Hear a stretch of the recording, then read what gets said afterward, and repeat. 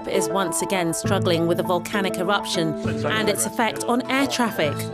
The last time this happened in April 2010, another Icelandic volcano erupted, throwing volcanic ash several kilometres up into the atmosphere and disrupting air traffic for 6 days. But something's changed since then. An exercise called volcanic is involving dozens of players in the aviation field to draw on past experience and set new procedures when an eruption occurs. The goal of this simulation is to compare the situation over the 2 days, day 1 and day 2. Day 1, where we would have airspace closures similar to what we had last year, and day 2, where you have a number of restrictions being imposed on the use of the airspace, but that part of the decision to actually use the airspace is the actual aircraft operator, the airline itself, based on a very rigorous safety risk assessment methodology, which must be approved by the national regulator for each country. So compared to last year, airlines will now have more say in the decision-making process when it comes to whether to close airspace or not.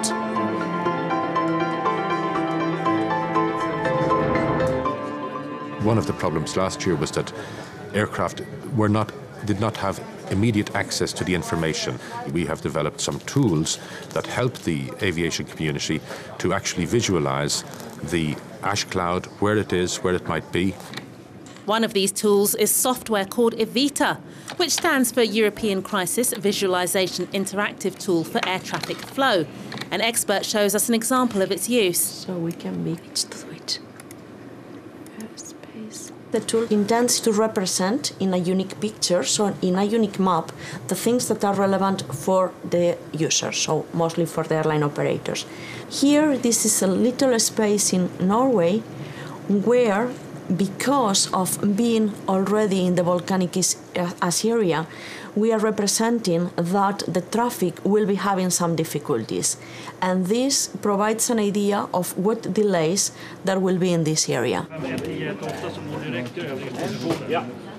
Are we following these actions? One of the big tasks that we have is to measure, to try and assess how the European system, with all of its complexity of about 500 or 600 different airlines operating in Europe, with nearly 40 different countries, with air traffic control authorities, national regulators, how all of that is to be fitted together.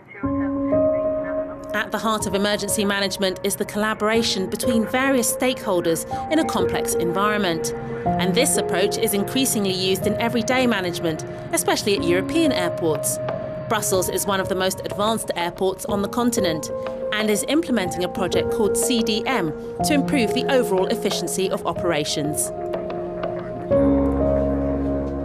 What we used to do until recently was actually there was a planning of a flight, let's say, from the takeoff, flying through airspace until landing, but we never really linked everything that happened on the ground. For example, the baggage loading or the offloading of passengers or the loading of passengers, that takes time. The CDM, which stands for collaborative decision making, is in fact a concept where we link the plannings of all processes that belong to a flight together. Predictability is the key issue for a successful CDM, because in the end, the plane that is going to take off comes from somewhere before. And if we know that that plane arrives late, for example, already at that point of time, we can predict it will not leave on time here. And if we can predict it, we can act upon it. To show how CDM works, we've picked a plane arriving in Brussels and due to fly to Frankfurt.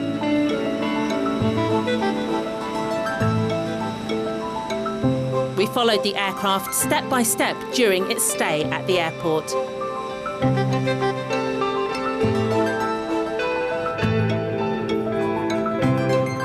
Live position information from the aircraft is fed into the central database, the database of the airport. By this way we can publish much more accurate information to the passengers, and by that way the airport partners are also advised of when to expect their aircraft in an earlier stage. The enhanced arrival predictability, which is now entered into the airport's database, makes that we can optimize the planning of stand and gate capacity so that we can effectively reduce the waiting in front of occupied gates instead.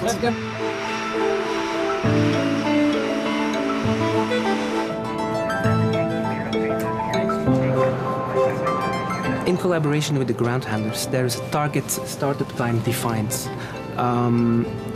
This way, every stakeholder knows what's happening around the aircraft and when the aircraft is going to leave. Also, the cockpit crew is timely briefed of this target departure time because it's displayed on the docking guidance system in front of their cockpit. Those target departure times, they were communicated with local air traffic control, and by that way they can build up a startup sequence. This guarantees a much smoother startup process of every aircraft and a shorter run or a shorter taxiway to the departing runway.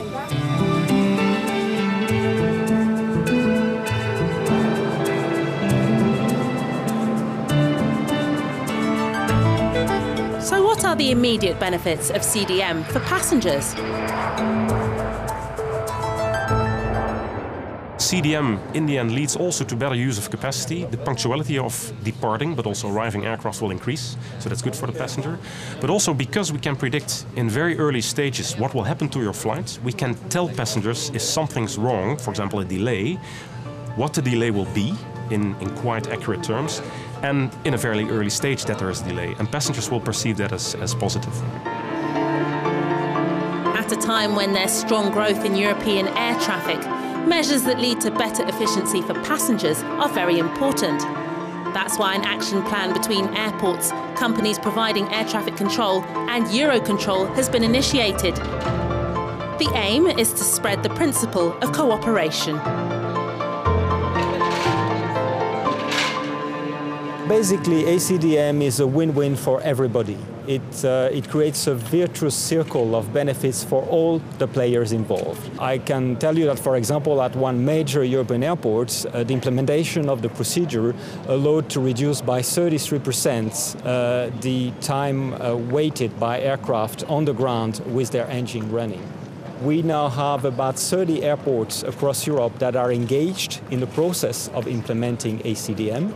4 of them have completely implemented it, and we expect another 6 to have completed implementation by the end of this year. Better communication and collaboration between all the organisations is at the core of more efficient management of ordinary and extraordinary events. And in the case of aviation, more efficiency not only means lower costs, but also a smaller impact on the environment, and finally, happier passengers.